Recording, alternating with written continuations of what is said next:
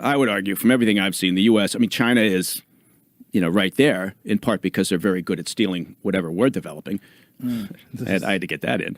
But in terms of development of new materials, and that's going to allow for that breakthrough eventually. I mean, probably not in our lifetime, but of manned hypersonic flight, which is going to be insane. It's going to be crazy. How does China steal technology like that? Do they find someone who's working on the technology and bribe them?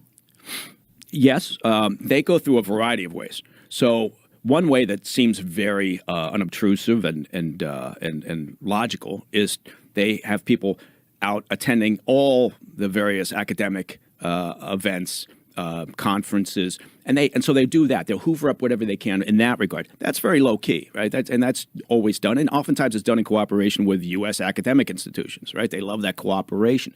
They also love the money that comes into their institutions here in the U.S. Right. From China.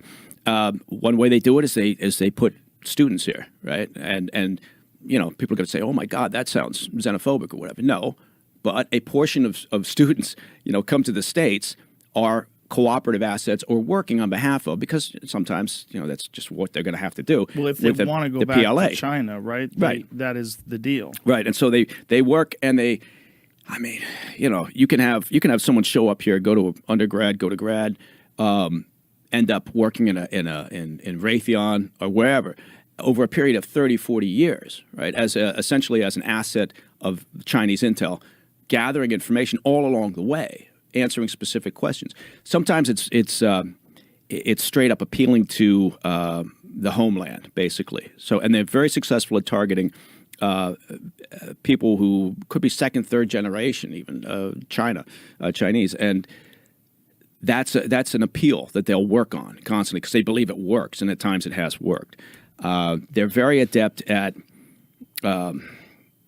just identifying potential targets who may eventually be in a position of access, and they're willing over years and years to work on that. We have a much shorter time frame, right? So we look at an asset, in a very short period of time, right? And in part it's I don't know what it is, but it's the nature of kind of our intel collection operations, right? We send people overseas to work, and maybe they're going to be someplace for 2 or 3 years, and so they know if I'm going to get promoted, I got to recruit. I got to get some recruits. I got to do that. So there's this whereas sometimes China is much more patient in that regard, right? They don't think about it that way. They're not gonna base it on, okay, did you get 2 recruits? They're gonna base it on, did you develop somebody? Did you push them a little further down the path?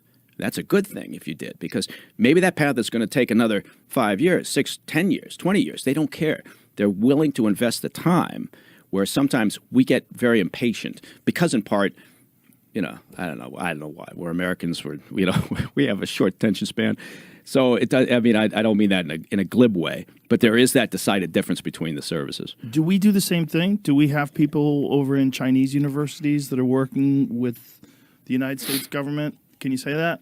No, we would never do that, Joe. Well, no, we would never do that, Joe. Come on, what the fuck?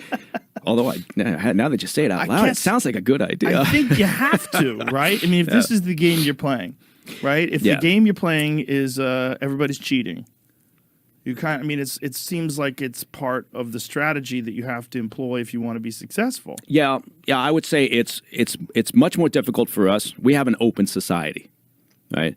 They don't. Right. So if you think about it, our ability to have say a student, if we're going to go that route, apply to a university in China,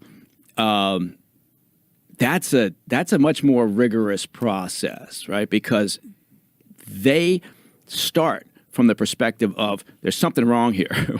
Why is this person applying to our university?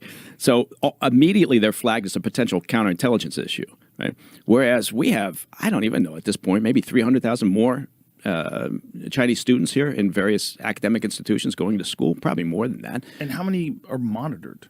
Like when you have 300,000, do we have enough federal agents to go, hey, let's make sure this guy isn't stealing information and sending it back to the CCP? No, but every day, literally every day, the FBI, as an example, is opening up a new case on a Chinese intelligence issue here in the States. Every day. Every day. So they're stretched thin on a lot of fronts, including, terrorism fronts, international and domestic, but the Chinese issue and counterintelligence, every single day they're opening up a new case, at least one.